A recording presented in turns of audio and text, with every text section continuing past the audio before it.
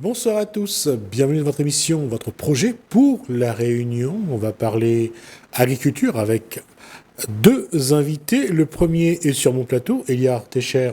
Bonsoir. Bonsoir. Et bienvenue avec surtout les produits que vous avez amenés et qu'on va monter. Et on va montrer et on a en visioconférence donc Bernard Astruc. Ça devient, on commence à s'habituer un petit peu à méthodologie. Bonsoir. Comment allez-vous? Bonsoir. Comment ça va? Écoutez, ça va bien. Je suis très heureux de pouvoir faire ce fil rouge avec des invités. Je voudrais juste dire un mot en préambule. Pourquoi inviter Eliar Techer? Eh bien, parce que, si vous voulez, sur l'île de la Réunion, il y a beaucoup d'actions qui se passent dans différents lieux, qui sont très importantes, qui sont même emblématiques. Il fait partie de ces Réunionnais qui viennent de créer un marché. Donc, très concrètement, on va voir qu'est-ce qu'il y a de possible et comment ça se présente avec lui. Voilà. Alors, on va parler d'agroécologie. Alors, agro pour agriculture, écologie pour l'écologie. Globalement, ça veut dire quoi? C'est de l'agriculture naturelle. C'est de l'agriculture sans produits phytosanitaires, donc sans chimiques. Et voilà, c'est de créer de la biodiversité sur une exploitation, c'est d'essayer au maximum de créer de la vie, créer et produire naturellement. Voilà. D'accord. Alors, avant d'aller plus loin, on va regarder les produits qui sont sur le... Alors, vous avez... Alors, voilà, donc là, je vous ai amené, donc ça, c'est la farine de lentilles. Alors, farine de lentilles, donc de Sillaos, donc ça, c'est le premier que je vous montre, les autres... De la lentille de Sillaos. Ça, c'est la lentille qui est produite sur l'exploitation d'Eliar de jardin de Permélia. Ça s'appelle les jardins de Permélia. Les jardins de Permélia. Permélia. Je vous montre comment c'est écrit parce que comme ça au moins vous verrez. Alors voilà, jardin de Permélia. Ça veut dire quoi? Permélia, c'est permaculture. D'accord. Eliar, d'accord. Voilà. C'est joli, bravo, bien trouvé. C'est des graines de moutarde. Graines de moutarde également. Donc tout ça est produit par le vinaigre. Le vinaigre de vin. C'est à partir donc des raisins de Sillaos qu'il produit donc ce vinaigre de vin. Donc, et l'association entre la moutarde et le vinaigre et un peu d'eau, ça vous fait la graine de moutarde, de vinaigre et un peu d'eau, vous avez de la moutarde. Voilà. Qu'est-ce que j'apprends? Quelle leçon, Bernard, je prends sur ce plateau. Et là, en ce moment, je ne sais pas si on voit, j'ai les doigts un peu jaunes. Le curcuma. Je suis en train de préparer mon curcuma, mon donc safran. Le safran donc, de Sillaos. L'agrologie, on va redéfinir, c'est... C'est de l'agriculture naturelle, en prenant soin de notre sol. Voilà. D'accord. Mais alors, qu'est-ce qu'on peut rajouter sur une définition pour dire c'est quoi l'agroécologie? Alors justement, l'agroécologie, ça doit être exclusivement une agriculture naturelle qui se préoccupe de la fertilité des sols, sur des bases de réflexion on peut dire de l'agroforesterie, et même mieux encore, de la permaculture. Voilà. Et on est sur un modèle d'agriculture régénérative. Très important. Ça veut dire qu'on s'occupe de la fertilité des sols et qu'on a comme souci de respecter ce qui se passe en forêt, c'est-à-dire une couverture du sol continuelle, ce qui crée un milieu plus humide, qui est beaucoup plus favorable à la pousse des plantes. Voilà ce qu'on peut en dire.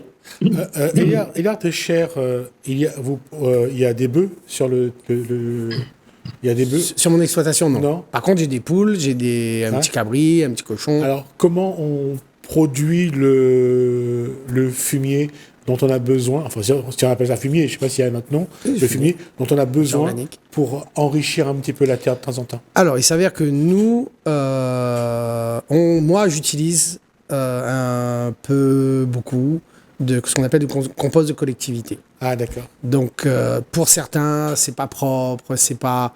Mais bon, je suis en conversion bio. Mon exploitation est en conversion bio et le cahier des charges du bio m'autorise à utiliser du compost de collectivité.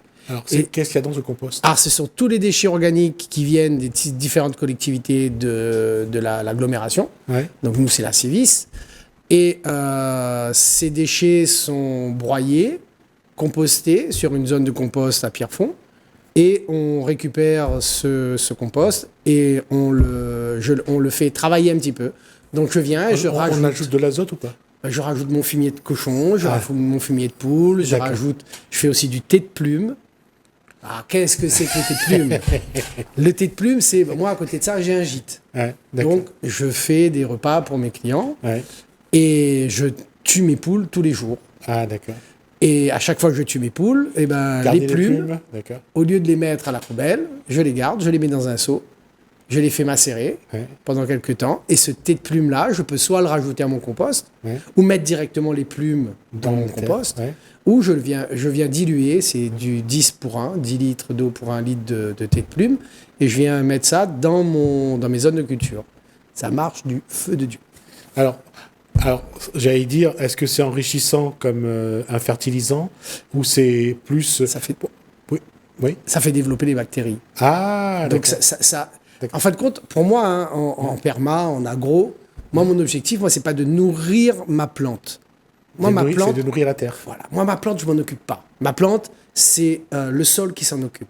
Je passe la plupart de mon temps à faire de la manutention, avec du compost, du broyat, des feuilles, des branches, tout ce que je peux trouver en matière organique, et je viens ramener sur mes zones de culture.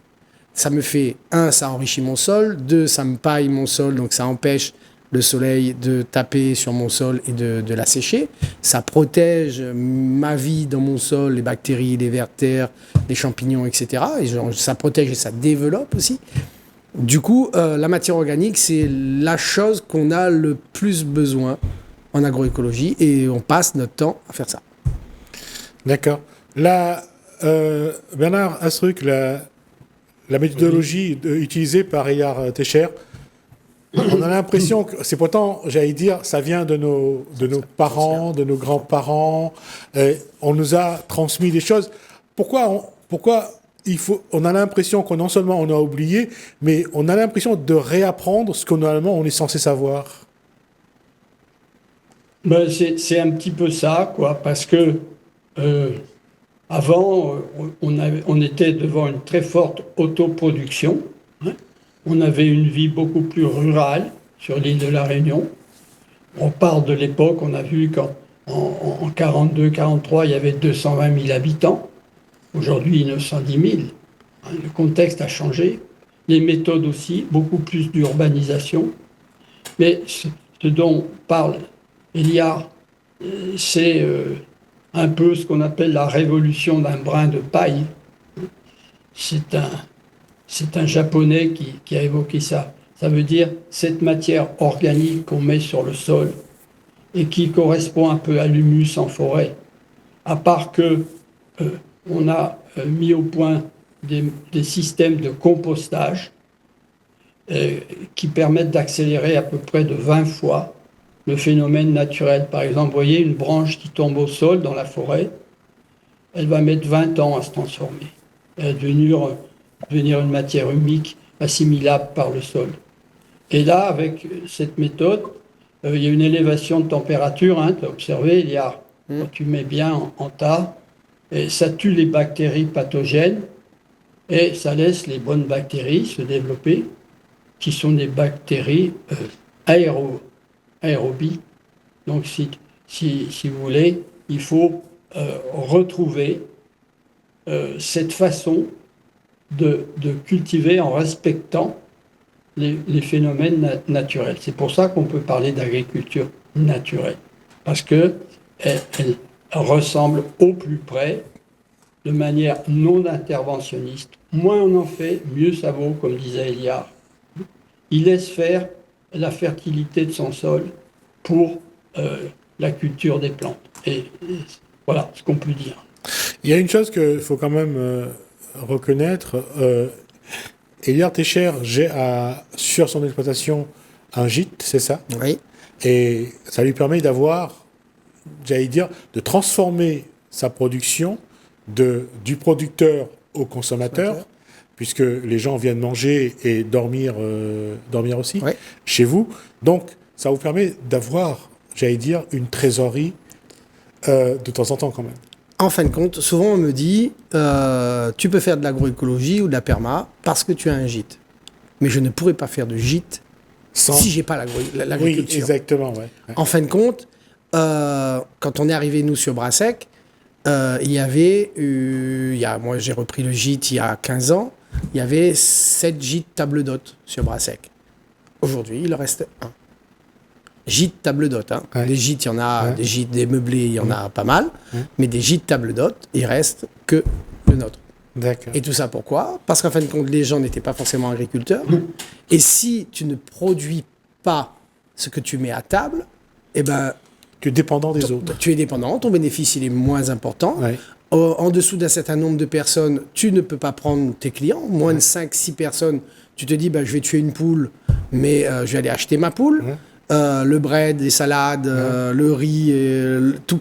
Donc, du coup, tu finis avec... Si tu as 3 personnes, tu gagnes rien. Moi, si j'ai 3 clients qui dorment et qui mangent, je vais prendre une poule plus petite. Souvent, les plus petites, ça va être une poule pays. Peut-être ils mangeront une qualité encore d'une petite poule pays de la cour. De petits bread qui viennent du jardin. La seule chose que je vais devoir acheter, c'est le riz, mettre un petit rhum... en apéritif, et voilà, la lentille ça vient du jardin, les petits pois, les haricots, tout vient du jardin. Et c'est là où ça fait la différence de toute façon, parce que la qualité de la nourriture, les gens viennent pour la qualité des aliments. Alors moi parce que parler de qualité lorsque les gens sont à table avec moi, je peux dire ce que je veux, d'accord, on peut raconter ce qu'on veut. Moi mon plaisir c'est le matin, après le petit déjeuner, c'est de les emmener sur mon habitation, comme dit créole. En Ménazote, Batacaré, sur l'habitation. D'habitation. Voir, ça y rappelle à moi mon grand-père, parce que mon grand-père, il disait, mis ça à l'habitation. Donc, et moi, m'y vis beaucoup par rapport à mon grand-père. Tout à l'heure, m'a parlé d'un projet, de savoir pourquoi. Donc, aller avec les clients sur le terrain, montre à Zot, ce que vous allez manger hier soir, c'est ça. Et bien montrer qu'en fin de compte, en production, moi, en safran, par exemple, cette année, si moi fait 15 kilos de safran, moi, je serai hyper content. Ah oui, 15 kilos de safran, mais prêt pour vendre, pour manger. Donc, en récolte, moi, on a eu 75 kilos sur 15 mètres carrés. C'est-à-dire, en fin de compte, tu te dis, 15 mètres carrés, moi, fait 75 kilos de safran, mais c'est un régal. Donc, Montazote, on peut produire sur des petites surfaces, en faisant des mélanges de cultures. Là, par exemple, quand on récolte salade, mais en mes salades, moi, je fais une plante fève. Donc, mes fèves, ils commencent à... Donc, comme il y a mes salades, ma planche fève les fait. Donc, en fin de compte, c'est montrer que le mélange de culture, il fait énormément de bien déjà à mon sol. Il crée de la biodiversité. Moi, on a moins d'attaques. Tout le monde dit, les escargots, les limaces, Mais moi, gêne pas moi, ça. Chacun est à sa place. Les oiseaux, pareil. Les oiseaux, les oiseaux, ils mangent. Les oiseaux, ils mangent de part. Et il laisse en ma part. Moi, il prend sa tiresse. Et si il veut que il mange moins ce que il produit, il nourrit azote avec des choses que il mange pas. Il met des pieds de sureau. Les oiseaux, il adore les graines de sureau. Moi, pas le temps de manger, moi, ça. Mais il pourrait faire de la confiture avec. Mais il mange. Donc, en fin de compte, c'est jouer avec le système. C'est d'accepter tout le monde. Tout est là, tout a notre place. Les oiseaux ont sa place, l'escargot a sa place. Et donner à chacun sa place, et il fonctionne. Et la question est pour Eliar et Bernard en même temps. Il faut reformer, il faudra de nouveau faire une formation pour que les agriculteurs acceptent qu'ils doivent vivre avec la nature, avec les oiseaux, les escargots, les petites bêtes. Il faut refaire cette éducation-là. Oui, alors ça, c'est un point très important très compliqué. Que tu viens de soulever. Et qui a soulevé aussi Eliar. Parce que la vocation première du paysan, celui qui est là, sur les terres, dans le pays, dans le paysage, c'est quoi? C'est pas de produire du végétal, c'est de nourrir. Nourrir, ça veut dire qu'on est dans la diversité, forcément. Quand Éliard, il prépare des repas, eh bien, il fait des repas équilibrés et il rassemble tout ce qui est nécessaire en végétal, en vitamines, en protéines, pour que ces convives soient bien nourris. Voilà. C'est ça l'objectif de l'agriculteur. Bien, on l'a un peu perdu, hein, parce qu'on parle d'exploitation agricole. On est parti dans l'industrialisation de l'agriculture, avec des modèles, des schémas intensifs et industriels, quoi. Donc, ça, c'est à l'encontre. Et ce qu'il faut maintenant, c'est accompagner la formation des agriculteurs, des jeunes agriculteurs. Et pour cela, on a besoin que les agriculteurs qui sont expérimentés, lorsqu'ils prennent leur retraite, parrainent, accompagnent les jeunes qui s'installent. Parce que cet agriculteur que pratique Éliard, c'est une agriculture aussi d'expérience. Il faut de l'expérience. On apprend tous les jours en observant. Et ça, c'est un capital très riche qu'il faut pouvoir transmettre. Qu'est-ce que tu en penses, Éliard? Alors, avant qu'il réponde à cette question, s'il répondait à la question d'abord, allez-y.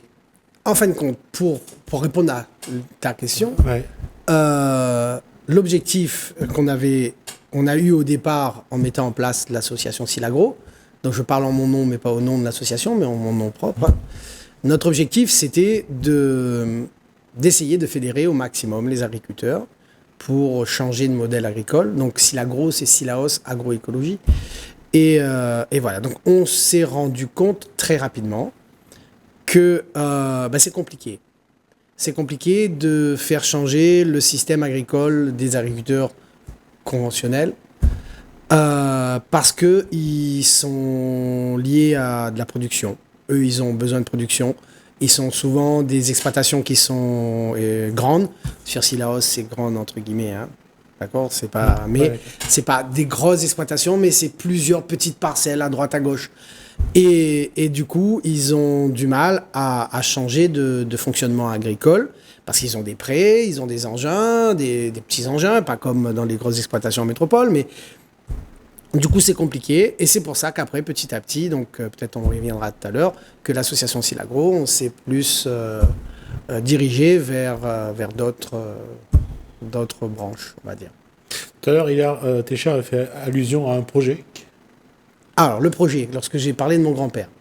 C'est quoi? Donc, sur mon projet perso, donc, c'est un projet qui, l'année dernière, a été déposé par l'association Silagro au niveau du BIC, des budgets d'initiative citoyen pour le département. Et on en avait déposé deux. Il y avait le pôle agroécologique et le ramassage des légumes non récoltés, on va dire, pour éviter de perdre de l'aliment sur les champs. Celui qui a été retenu par le département, c'est le ramassage des légumes non récoltés. Il s'avère que, pour moi, le pôle agroécologique me semblait très intéressant et très important à mettre en place. Du coup, avec l'accord des membres de l'association Silagro, je vais le lancer sur... c'était à la base prévu sur un terrain perso. Donc, je vais appeler ça le PAC, donc le pôle agroécologique de Silaos, que j'ai appelé la Rose André. Alors pourquoi la Rose André? Tout à l'heure, je vous disais que je travaille à travers... quand je vois mon grand-père qui faisait, et ben la Rose, c'était le petit nom que je donnais à mon grand-père. Et André, c'était son prénom. Parce que ce pôle agroécologique, je vais le faire sur un terrain que mon grand-père m'a donné. Donc le principe du pôle agroécologique, c'est de créer trois parcelles d'environ 500 mètres carrés chaque parcelle. Une parcelle commune d'expérimentation et de rencontre, et une parcelle de compost, de mise en place de compost. Et essayer de ramener des agriculteurs, ce serait vraiment mon objectif, qui sont dans le conventionnel, vu qu'ils ont du mal à le faire sur leur exploitation, vu qu'ils ont du mal à perdre un mètre carré de récolte. Donc, leur proposer gratuitement pour les premières années, donc ça, c'est pas encore réfléchi, mais c'est vraiment dans une optique de vouloir faire développer l'agroécologie, donc des parcelles de 500 mètres carrés, et pour qu'ils viennent s'initier à l'agroécologie. Par contre, qui dit s'initier à l'agroécologie, c'est non-utilisation de pesticides, et bien sûr, utiliser ce qu'on appelle un cahier des charges. Je continue sur... Oui. Voilà. Alors, le cahier des charges, aujourd'hui, qu'on a mis en place, c'est grâce à au niveau de l'association Silagro, l'année dernière, on a mis en place notre SPG. Alors, qu'est-ce que c'est qu'un SPG? Et après, Bernard, je pense qu'il en dira un peu plus. Le SPG, c'est un système participatif de garantie.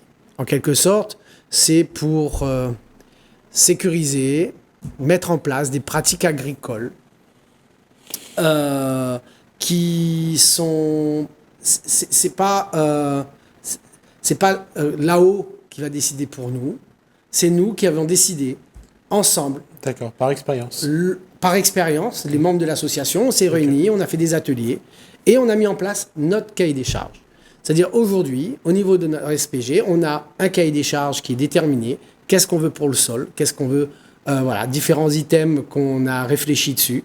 Et les gens qui rentreront dans le PAC, le pôle agroécologique de Cilaos, ils seront obligés de suivre ce cahier des charges, tout comme ceux qui sont aujourd'hui dans l'association Silagro.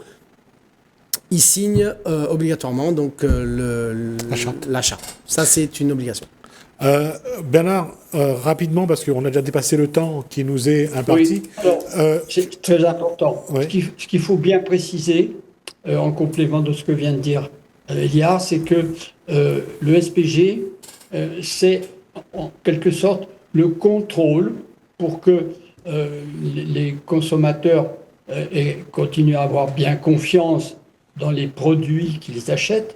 C'est un contrôle qui est exercé d'une manière simultanée par un agriculteur et un consommateur. Voilà.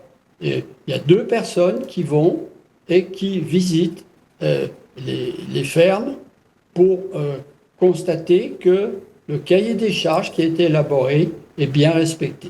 Ce qui fait qu'il y a un contrat de confiance et de conscience aussi d'ailleurs, qui peut s'établir comme ça d'une manière qui suscite la responsabilité de chacun. Et ce que je voulais bien insister aujourd'hui, c'est de dire que c'est pas que l'agriculteur qui doit changer de modèle agricole, c'est aussi le consommateur qui doit changer de modèle de consommation pour devenir éco-responsable, écologiquement responsable et économiquement responsable. Il doit devenir un bio-consomme-acteur. Un consomme-acteur. Il doit agir. Merci Bernard Astruc pour cet échange. Merci à Eliar Techer pour tout ce qu'il a apporté. Merci vraiment pour tout et merci à Bernard Astruc de nous avoir dirigé vers Eliar Techer. On aura l'occasion de revenir là-dessus et de vous revoir sur le plateau. Oui, Bernard? Et merci à Gismi et à Télé Créole parce que cet espace d'expression, il est très important aujourd'hui pour la transition agroécologique de la Réunion. Merci Bernard Astruc. Donc merci encore Eliar Techer. On vous reverra de toute façon à la rentrée sur ce sujet. On reparlera de nouveau. Merci à vous. On a déjà dépassé le temps. Merci à vous de nous avoir suivis. Merci François. Merci Hélène. Je vous dis à bientôt.